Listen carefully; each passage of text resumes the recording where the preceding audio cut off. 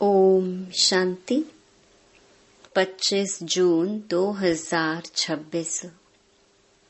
बाबा के महावाक्य। मीठे बच्चे, पावन बनने का एकमात्र उपाय है बाप की याद।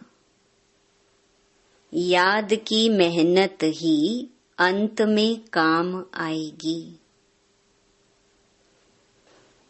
प्रश्न, संगम पर कौन सा तिलक दो तो स्वर्ग की राजाई का तिलक मिल जाएगा?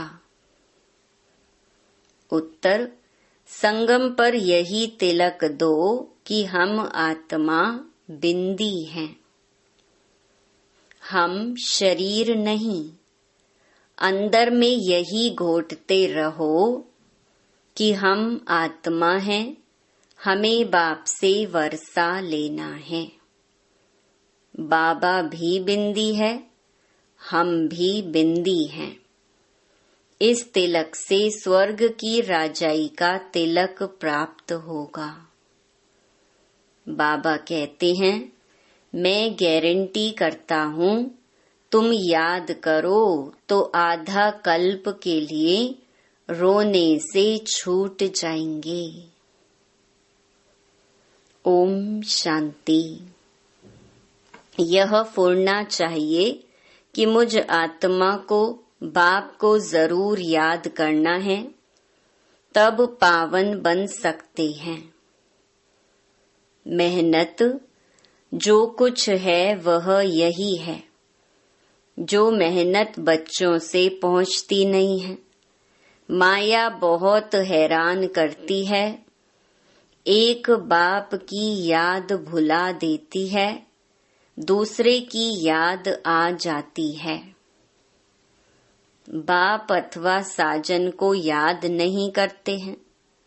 ऐसे साजन को तो कम से कम 8 घंटा याद करने की सर्विस देनी है, अर्थात साजन को मदद देनी है याद करने की। अथवा बच्चों को बाप को याद करना चाहिए। यह है बहुत बड़ी मेहनत। गीता में भी है, मन मना भव। बाप को याद करते रहो, उठते बैठते चलते फिरते। एक बाप को ही याद करते रहो और कुछ नहीं। पिछाड़ी को यह याद ही काम आएगी। अपने को आत्मा अशरीरी समझो। अब हमको वापस जाना है। यह मेहनत बहुत करनी है। सवेरे स्नान आदि करके फिर एकांत में ऊपर छत पर व हॉल में आकर बैठ जाओ। जितना एकांत हो उतना अच्छा है। हमेशा यही ख्याल करो कि हमको बाप को याद करना है, बाप से पूरा वर्षा लेना है। यह मेहनत हर 5000 वर्ष बाद तुमको करनी पड़ती है। सतयुग, त्रेता, द्वापर, कलयुग कहाँ भी तुमको यह मेहनत नहीं करनी पड़ेगी। इस संगम पर ही तुमको बाप कहते हैं कि मुझे याद करो बस। यही वेला है जब बाप कहते हैं मुझे याद करो। बाप आते भी संगम पर हैं और कभी बाप आते ही नहीं।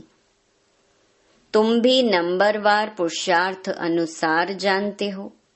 बहुत बच्चे बाप को भूल जाते हैं, इसीलिए बहुत धोखा खाते हैं।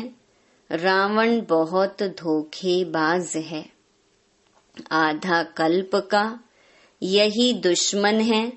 इसीलिए बाप कहते हैं, रोज सवेरे उठकर यह विचार सागर मंथन करो और यही चार्ट रखो।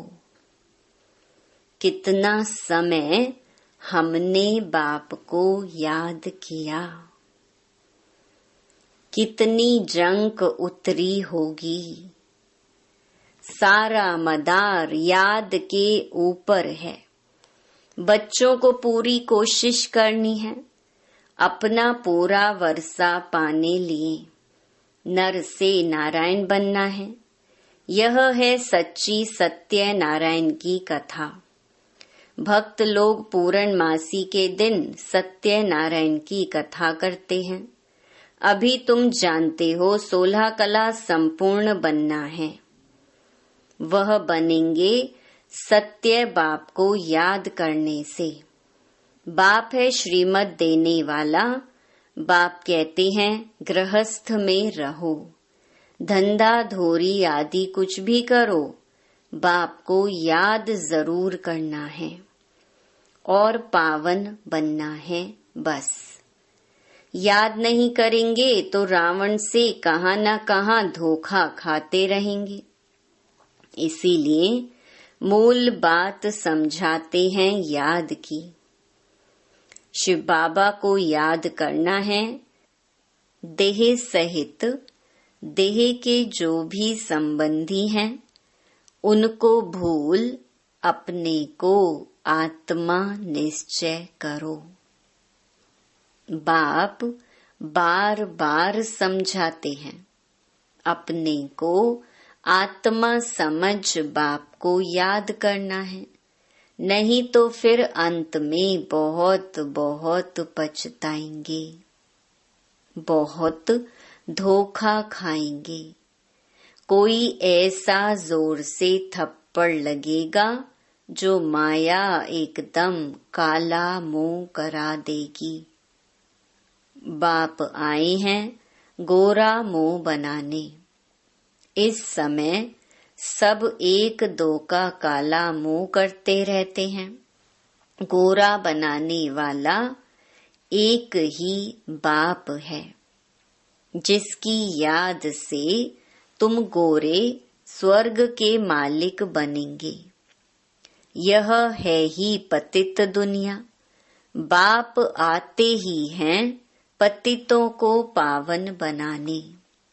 बाकी तुम्हारे धंधे धोरी आदि से बाबा का कोई संबंध नहीं है। शरीर निर्वाह अर्थ तुमको जो करना है सो करो। बाप तो सिर्फ कहते हैं मन मना भव। तुम कहते भी हो हम कैसे पावन दुनिया का मालिक बने। बाप कहते हैं सिर्फ मुझे याद करो बस, और कोई उपाय पावन बनने का है नहीं।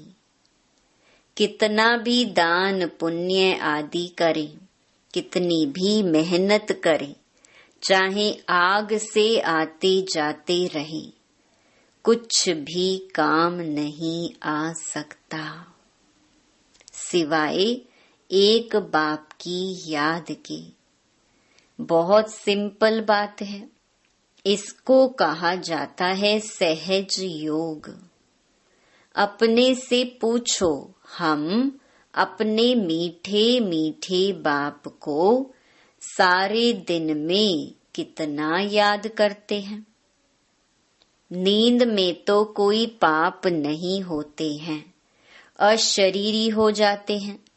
बाकी दिन में बहुत पाप होते रहते हैं और पुराने पाप भी बहुत हैं। मेहनत करनी है याद की। यहाँ आते हो तो यह मेहनत करनी है। बाहर के वाहियात संकल्पों को उड़ा दो, नहीं तो वायुमंडल बड़ा खराब कर देते हैं। घर के खेती बाड़ी के ख्यालात चलते रहते हैं। कभी बच्चे याद पड़ेंगे, कभी गुरु की याद आएगी। संकल्प चलते रहेंगे तो वायुमंडल को खराब कर देंगे। मेहनत नहीं करने वाले विघ्न डालते हैं। यह इतनी महीन बातें हैं, तुम भी अभी जानते हो, फिर कभी नहीं जानेंगे। बाप अभी ही वर्षा देते हैं, फिर आधा कल्प के लिए निश्चिंत हो जाते हैं। लौकिक बाप के फुरने माना ख्यालात और बेहद बाप के फुरने में कितना अंतर है। बाप कहते हैं कि भक्ति मार्ग में मुझे कितना फुरना रहता है। भगत कितना घड़ी घड़ी याद करते हैं। सतयुग में कोई भी याद नहीं करते। बाप कहते हैं कि तुमको इतना सुख देता हूँ जो तुमको मुझे वहाँ याद करने की दरकार ही नहीं रहेगी। हम जानते हैं हमारे बच्चे सुख धाम शांति धाम में बैठे हैं, दूसरा कोई मनुष्य समझ ना सके। ऐसे बाप में निश्चय बुद्धि होने में माया विघ्न डालती है। बाप कहते हैं कि सिर्फ मुझे याद करो तो तुम्हारे में जो अलॉय पड़ गई है, चांदी तांबा लोहा, वह निकल जाएगी। गोल्डन एज से सिल्वर में आने से भी 2 कला कम होती हैं। यह बातें तुम सुनते और समझते हो। जो सच्चा ब्राह्मण होगा उनको अच्छी रीति बुद्धि में बैठेगा, नहीं तो बैठेगा नहीं, याद टिकेगी नहीं। सारा मदार बाप को याद करने पर है। बार बार कहते हैं बच्चे बाप को याद करो। यह बाबा भी कहेंगे शिव बाबा को याद करो। शिव बाबा खुद भी कहेंगे मुझ बाप को याद करो। आत्माओं को कहते हैं हे बच्चों। वह निराकार परमात्मा भी आत्माओं को कहेंगे। मूल बात ही यह है। कोई भी आए तो उनको पहले पहले बोलो कि अल्फ को याद करो और कोई तिक तिक नहीं करनी है। सिर्फ बोलो, अपने को आत्मा समझ बाप को याद करो। यही अंदर घोटना है, हम आत्मा हैं। गाते भी है ना, तुलसीदास चंदन घिसे तिलक देत रघुवीर। तिलक कोई स्थूल थोड़ी है। तुम समझते हो कि तिलक वास्तव में इस समय का यादगार है। तुम याद करते रहते हो, गोया राजाई का तिलक देते हो। तुमको राजाई का तिलक मिलेगा, डबल सिरताज बनेंगे। राजाई का तिलक मिलेगा अर्थात स्वर्ग के महाराजा महारानी बनेंगे। बाप कितना सहज बताते हैं। बस सिर्फ यह याद करो हम आत्मा हैं, शरीर नहीं। हमको बाप से वर्षा लेना है। तुम जानते हो हम आत्मा बिंदी मिसल हैं, बाबा भी बिंदी है। बाबा ज्ञान का सागर, सुख का सागर है। वह हमको वरदान देते हैं, इनके बाजू में आकर बैठते हैं। गुरु अपने शिष्य को बाजू में बिठाए सिखाते हैं। यह भी बाजू में बैठे हैं। बच्चों को सिर्फ कहते हैं अपने को आत्मा समझो। मामेकम याद करो। सतयुग में भी तुम अपने को आत्मा समझते हो, परंतु बाप को नहीं जानते हो। हम आत्मा शरीर छोड़ते हैं, फिर दूसरा लेना है। ड्रामा अनुसार तुम्हारा पार्ट ही ऐसा है, इसीलिए तुम्हारी आयु वहाँ बड़ी रहती है, पवित्र रहते हो। सतयुग में आयु बड़ी रहती है, कलयुग में छोटी हो जाती है। वहाँ हैं योगी, यहाँ हैं भोगी। पवित्र होते हैं योगी, वहाँ रावण राज्य ही नहीं है। आयु बड़ी रहती है, यहाँ आयु कितनी छोटी होती है, इसको कर्म भोग कहा जाता है। वहाँ अकाले मृत्यु कभी होती नहीं, तो बाप कहते हैं कि बाप को पहचाना है तो श्रीमत पर चलो। एक बाप को याद करो, अपने को आत्मा समझो। हमको अब जाना है, यह शरीर छोड़ना है, बाकी टाइम सर्विस में लगाना है। तुम बच्चे बहुत गरीब हो, इसीलिए बाप को तरस पड़ता है। तुम बूढ़ियों, कुब्जाओं आदि को कोई तकलीफ नहीं देते हैं। बूढ़ी को कुब्जा कहा जाता है, बूढ़ियों को समझाया जाता है, बाप को याद करो। तुमसे कोई पूछे कहाँ जाती हो, बोलो गीता पाठशाला में जाते हैं। बच्चे प्रदर्शनी आदि पर कितना खर्चा करते हैं, लिखते भी हैं फलाना अच्छा प्रभावित हुआ, परंतु बाबा कहते हैं एक भी ऐसे नहीं लिखता कि बरोबर इस समय बेहद का बाप इस ब्रह्मा तन में आया हुआ है, उससे ही स्वर्ग का वर्षा मिल सकता है। बाबा समझ जाते हैं कि एक को भी निश्चय नहीं हुआ है, सिर्फ प्रभावित होते हैं। यह ज्ञान बहुत अच्छा है, सीढ़ी ठीक रीति से दिखाई है, परंतु खुद योग में रहे तमो प्रधान से सतो प्रधान बने, वह नहीं करते।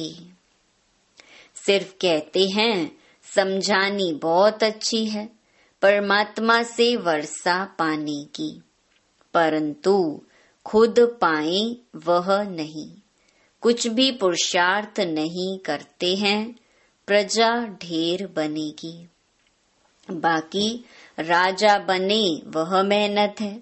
हर एक अपनी दिल से पूछे कि हम कहाँ तक बाप की याद में हर्षित रहते हैं। हम फिर से सो देवता बनते हैं। ऐसे ऐसे अपने साथ एकांत में बैठ बातें करो, ट्राई करके देखो। बाप को याद करते रहो तो बाप गारंटी देते हैं, तुम आधा कल्प कभी रोएंगे नहीं। अभी तुम कहते हो बाबा आकर हमको रावण माया पर जीत पहनाते हैं। जो जितनी मेहनत करते हैं अपने लिए ही करते हैं। फिर तुम आएंगे नई दुनिया में, पुरानी दुनिया का हिसाब किताब भी चुकतू करना है, जबकि तुमको तमो प्रधान से सतो प्रधान बनना है। पावन बनने की युक्ति भी बताते हैं।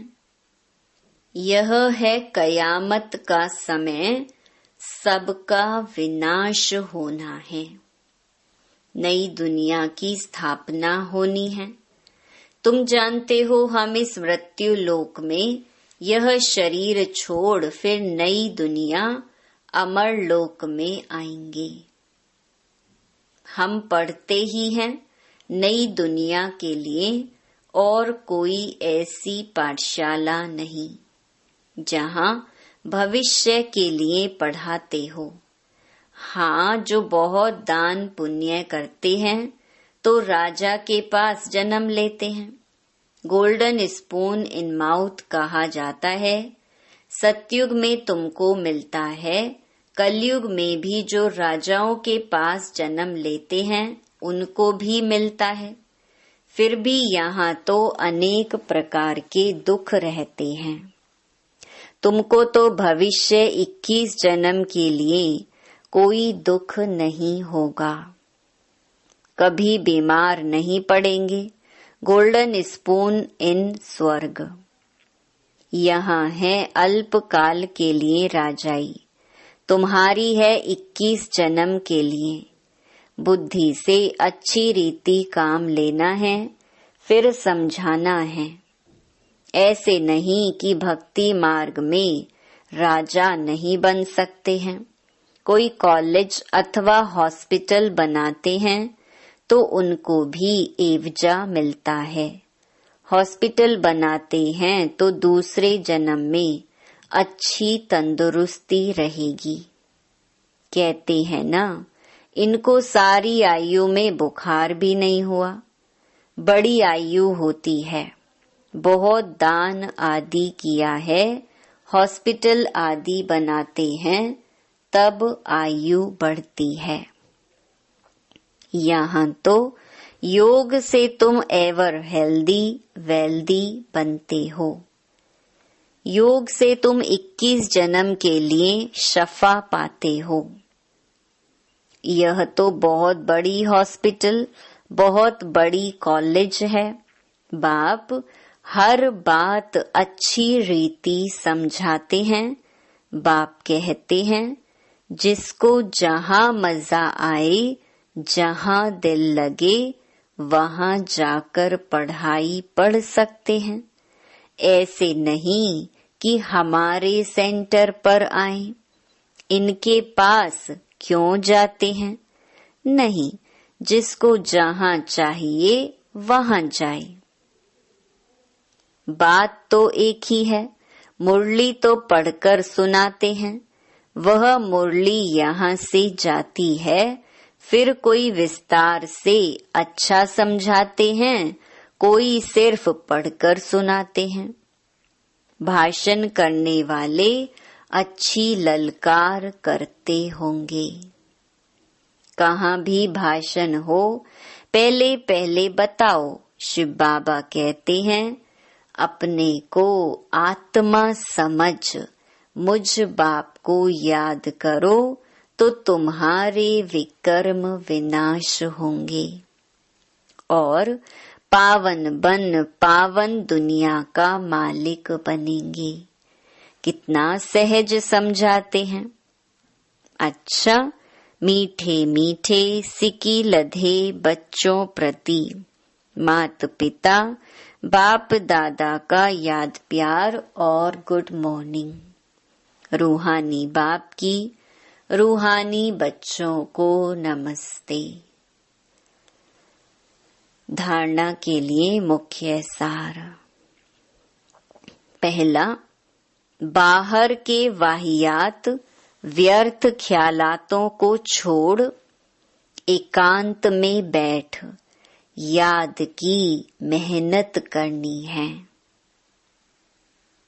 सवेरे सवेरे उठकर विचार सागर मंथन करना और अपना चार्ट देखना है। दूसरा, जैसे भक्ति में दान पुण्य का महत्व है, ऐसे ज्ञान मार्ग में याद का महत्व है।